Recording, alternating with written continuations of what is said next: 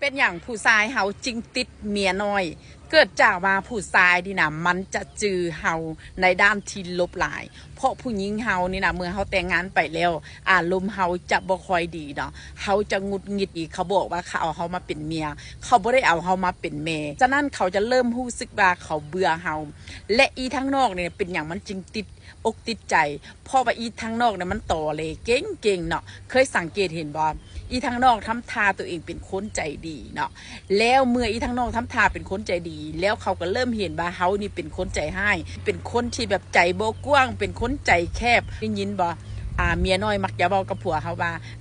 เจ้าก็ไปหาเมียหลวงเจ้าละแม่แล้วก็เป็นตาหน้าสงสารได้เนาะสงสารลูกเจ้าเดเนาะก็ไปหาเขาได้แหละบ่ต้องมาหาแต่ข่อยคือมันจะทำทาแบบนี้แล้วผัวเขาก็หลงมักมันแล้วผัวเขาก็หลงมันหัวปั๊บหัวปั๊มเพราะผัวเขาคิดว่ามันดีกว่าเขาเพราะผัวเขาเคยเห็นแต่มุมที่บ่ดีเขาแล้วจดจำแต่แนวที่มันบ่ดีเพราะเขาก็ใจให้ในแต่ละมือกับเรื่องเงินกับเรื่องลูกกับเรื่องการเป็นแม่ย่าเมเฮือนเฮ็ดเวียกเฮ็ดงานเขาก็เลยเครียดดังนั้นผัวเขาจะจดจำแนวทางที่บ่ดีของเขาต่อไปเขาจะบ่เป็นแม่เฮือนที่ว่าเครียดเขาจะเป็นแม่เฮือนที่แบบว่าอารมณ์ดีเป็นแม่เฮือนที่